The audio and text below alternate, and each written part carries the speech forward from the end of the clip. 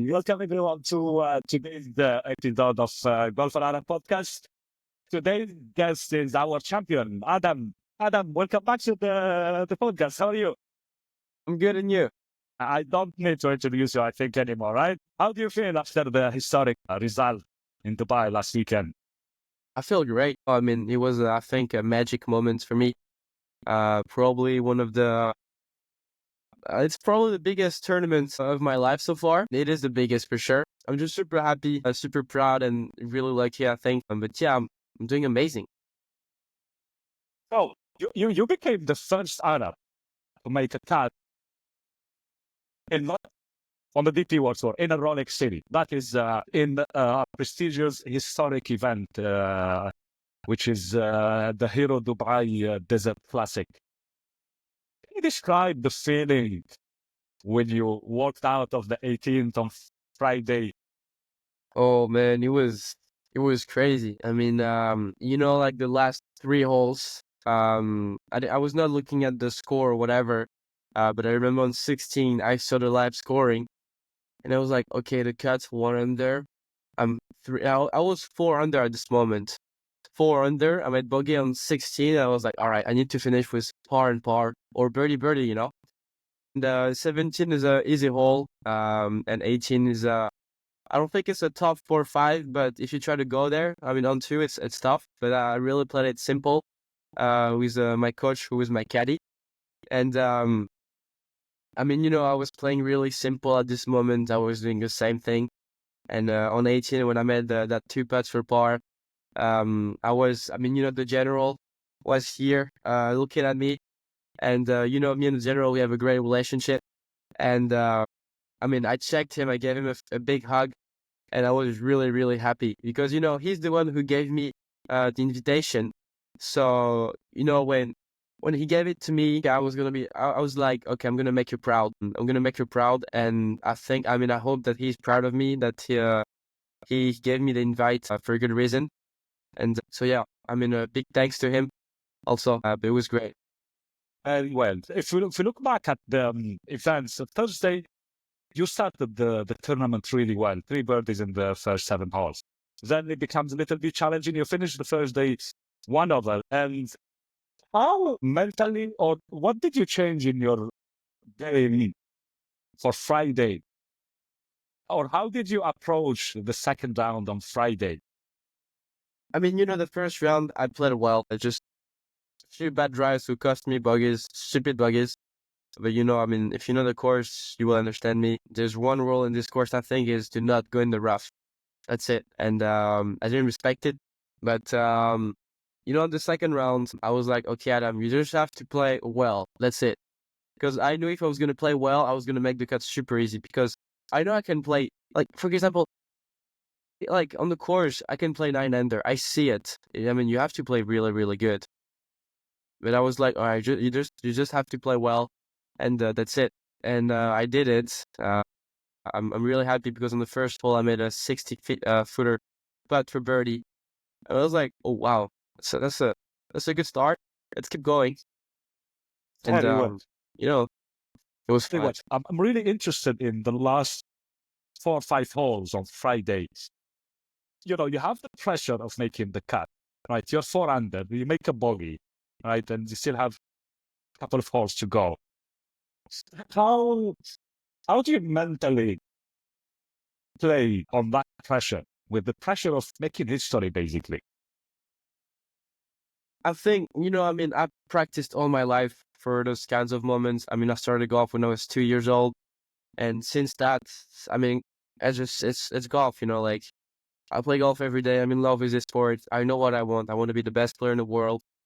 And I was like, okay, man, if you cannot do it, so why do you want to be pro? If you cannot trust yourself, do not turn pro, And I'm someone who's really confident. I know where my skills are. I knew that I was gonna finish good. I kind of knew I was gonna make the cut because I think my year 2024 was really, really good.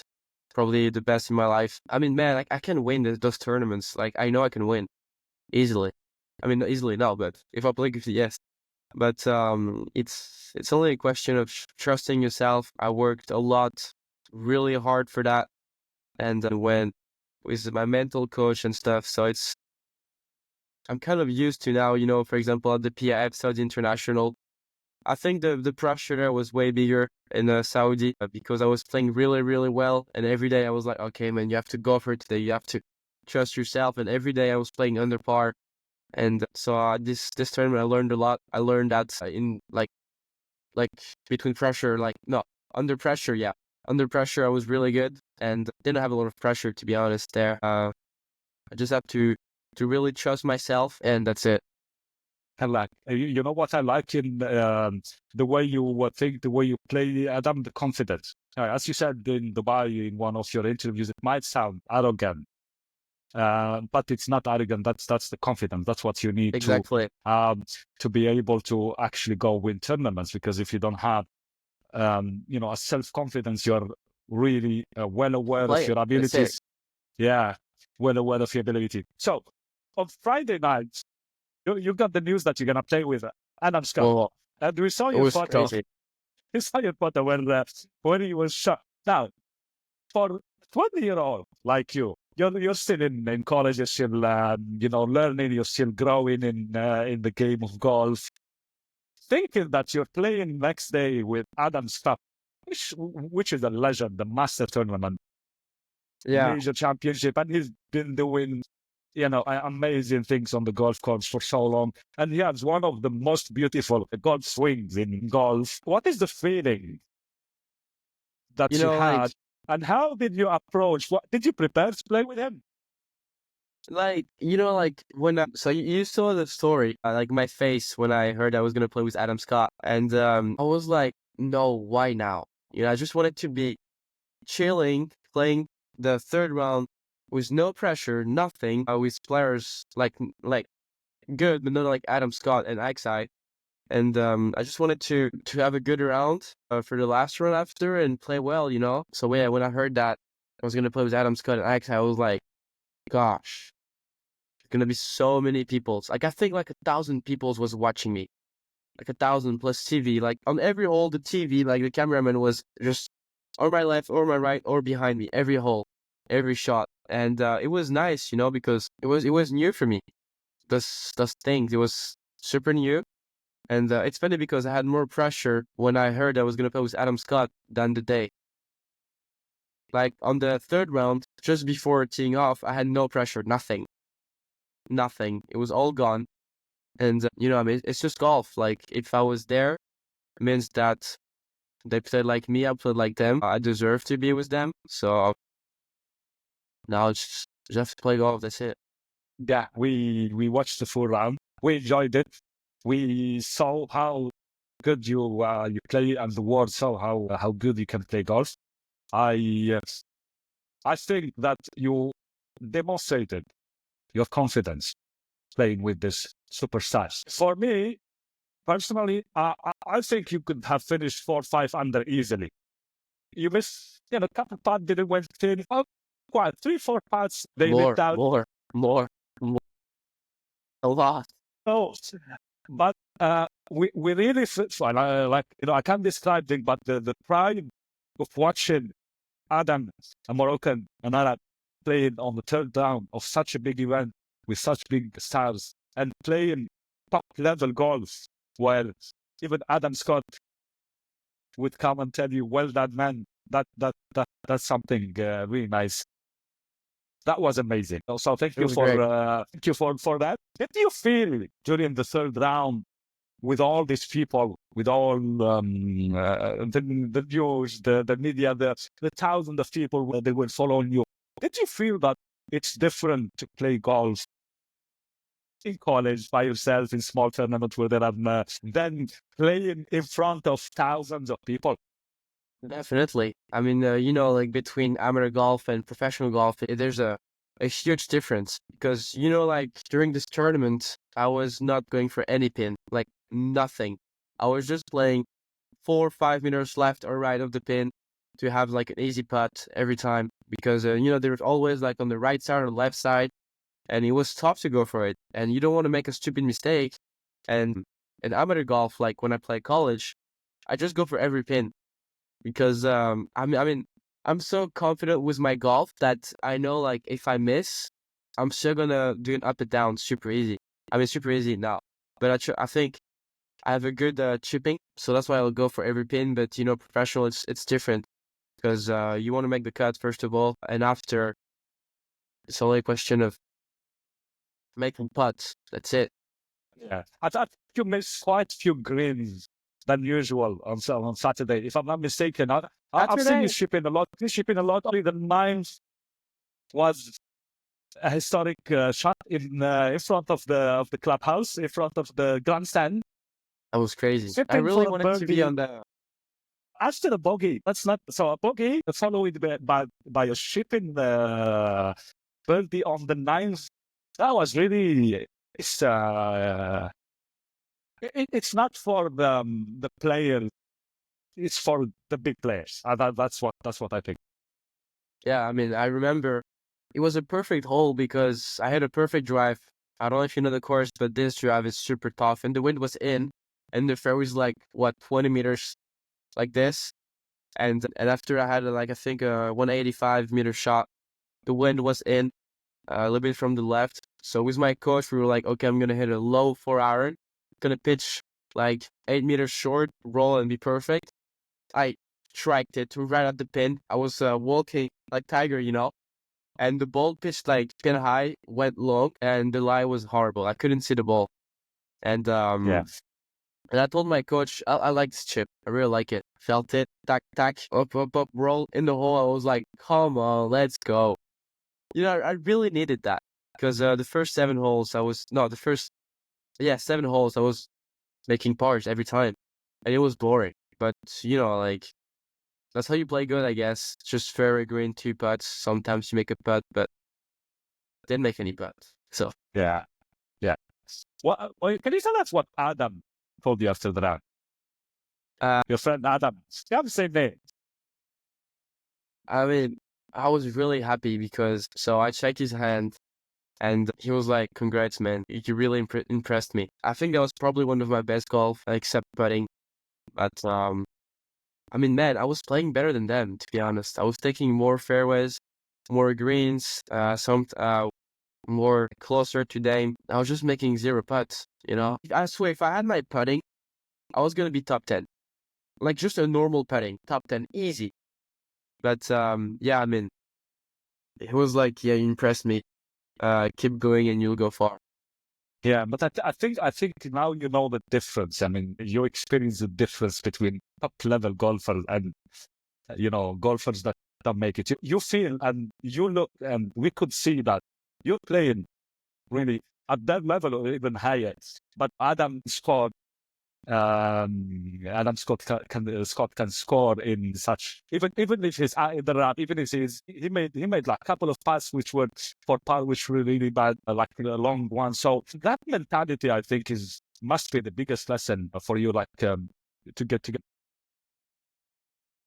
No, yeah, I mean, as I said, I'm still young. I still have time. It's only a question of time and practice. Now it gives me like a lot of motivation to practice more because now I know what I need to work on to be the best possible. And I mean, like I think mentally I was good. I was fine, no pressure. Now it's just putting. Like I have to finish the job. The job needs to be done, and with putting, that's how. But yeah, Yeah, I think I'm gonna work more on my putting, definitely. very well. You should go for it. Sunday was the final round. You played a really good round, except 3 holes. What Yeah. happened? Um, 7. 7, I don't think it's a tough hole. I made a triple, stupid triple. The pin was short right. The wind was left to right. It was blowing. And I was playing 10 meters left of the pin just to be pin high. I was going to take the wind, so it was going to be like perfect normally. But I hit a push. So I went right at it, take the wind, went in the rough. And short of the green, there's water. And I had a really tough chip. The ball went way too far.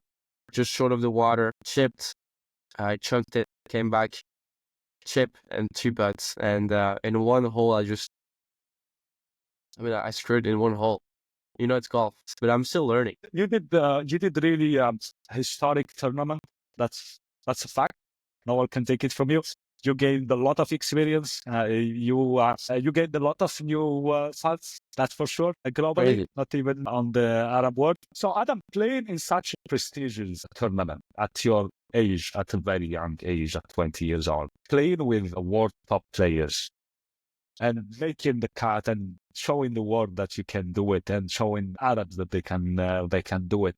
What are the lessons and the experiences that you've gained from there that will help you improve and get better in the future? I think if there's one Arab player who can make it, the other one can make it. That's it.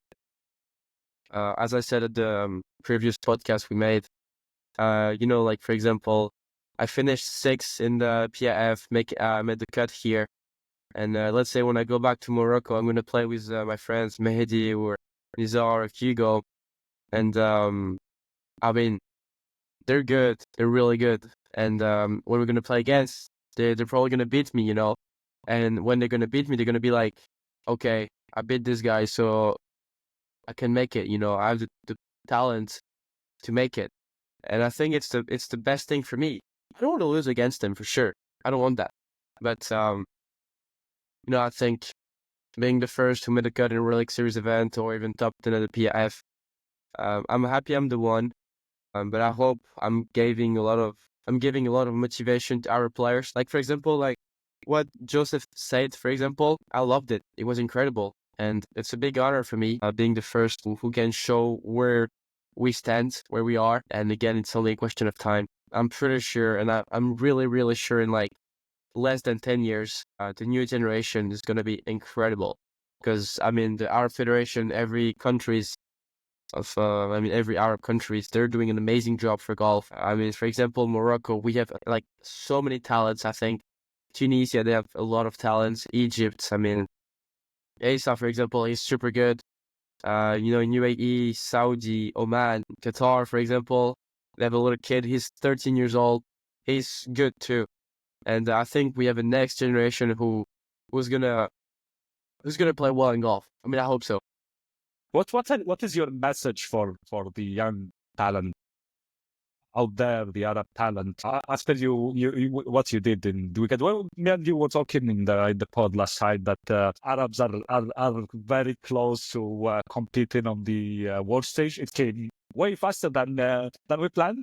Well done. So, what would you tell the young talents that are coming? I'll say, like, if you have a dream, let's say you want to be a pro golfer, you're going to be the best, practice more. That's it. I think in my life, I was always one of the best in my country, but not the best one, And I was kind of lazy, I think, when I was a kid. Just before 16 years old, I was lazy, so that's why I was not the best. I was just talented. I was just a talented kid. And I woke up one day and I was like, okay, man, you want to be the best, so you have to do something. You have to change something. And I think it comes with maturity.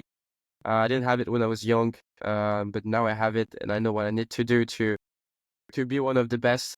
So that's it. If you want to be the best, practice more. Practice is the only key, I think. Very well. After this milestone, it's really a milestone for Arab golf. What are your plans for the season? What do you intend to do to build on this success? I need to go to the gym. Last time I went to the gym was a month ago, and I was just scared to go to the gym because I didn't want it to be sore. So that's why I was not going to the gym. But I think this semester I'm gonna do a huge workout, like a huge job on that. Because after the tournament I was tired, and let's say when I'm gonna be pro, I'm gonna play like 25 tournaments per year, and there's gonna be a lot in a row, and I cannot be tired after a tournament. Like, I cannot. So I'm gonna do a huge work on that, on the workout. After the first tournament of the season, I think is in 2 weeks in San Antonio. I'm gonna finish college this year with Odessa College. It's a junior college. So I'm really gonna prepare myself really well with my coach. And I really want to be ready for next year for Texas Tech, because it's gonna be tougher, but exciting also in the same moment. So yeah, I mean, just gonna do the same thing. Practice. Yeah, very well. So if you finish with the new duties you have as a, can say, a superstar for Arabs. More press, people want to talk to you, more people want to. How did you manage this new duties? Did you find it fun? It's Did you crazy. like it? Was it difficult? It's crazy. Like I feel really bad in a way because on Instagram I receive a lot of text, like too many, and I cannot just answer them because there's so many, and I feel really bad about it. And I know it's gonna be worse and worse after, but like every rounds. I mean, after like during the tournaments, after my rounds, I had like 5 interviews every time, and I was saying the same thing and the same thing and the same thing, and it was boring, but I liked it, because I love to have like attention about me. I love it, and I mean, I love to bring attention about me, golf, about Arab golf, Morocco, and I mean, it's great. Like when you write my name on internet, there's so many things, and I'm like, when did I do that? When did I say that? So I'm kind of lost now, but I like it. I mean, it's gonna be my life, I think. So I have to get used to. You definitely did very well. How was the experience on the green chair, on the green room, what they call it, the European, the DP World Tour? You get you in a room and you're like having some nice questions. I That's had no that's idea an what was that. experience that I think the European Tour is they're really good in terms of creating content. Like Yeah, they, you know, advantage over, let's say, the PGA Tour. You go to the European Tour. They got the superstars on the weekend trying to make them influencers, whatever, and they get so they took you up to the green room. I think they call it the green room. How was that? I mean, I had no idea what it was before. I mean, the lady came to me. She was like, "Yeah, can we do an interview?" I was like, "Yeah, sure. Where?" She told me at the driving. I mean, at the range. I was like, "Why there?" So we went there, and I saw a box, and I was like, "What is that?" So she told me, "What are you gonna hear? You have to go in, you sit, and you relax." I was like, "Okay." So I went there. I sit, I relax, and it was like a big flash on me with two cameras, and I was like, "What is this place?" And she asked me questions, and it was nice, and also it was comfy. Also, I liked it. Yeah, it's really nice. Adam, you made us proud. Thank you Thank you very very much. much for all the emotions, all the you know pride that we saw. We finally believe that we have what it takes to compete on the world stage. I hope Definitely. that the other players, and we can even see it, a lot of players are already very motivated, very excited to go out there, work out, get better at golf, and you know go and compete. Definitely sad. The number of articles, the number of posts, the number of videos posted about you not grow. It's skyrocketed in the last 5 days. Well done. You deserve it. You're the one who's making the history. We're following it. We'll be following. We'll be cheering on you. What do you have to say to listeners? I mean, I think I'm really lucky to be honest. To discover golf, to play golf. I'm sure there's a lot of people who would love to be like me. I mean, to have my life. Um, I mean, I just would like to say thanks to everyone who's helping me. First of all, I mean, my parents, my dad, who bring me into golf. It's crazy. Also the federation, they help me so much to success, to help me for what I want. They do an amazing job. Also the Prince Miller Rashid, the president of the Moroccan Federation. I mean, they all do an amazing job. So just a big thanks to them. Even you, big thanks to you, doing an amazing job. I mean, every time when I finish a round, I just want to look at my phone and see what you posted. And I love it. I love it. I love what you're doing. Um, I'm just blessed, super happy to have a life like that. It's amazing. I love it. Thank you very much, Adam. We're really proud of you. We wish you all the best. I know the road is still long ahead. You Only the still have a beginning. lot of work to do. Go for it. All the best. We'll be cheering for you. We'll be supporting you. We'll be behind you in every step. And all the best. Thank you very much again for coming. Thanks to you. Thanks all. And also one thing I just would like to say, good luck for my friends at Chesed Chema. There's 4 players who's playing there. So good luck for them. Good luck for everyone. Thank you. Thank you very much.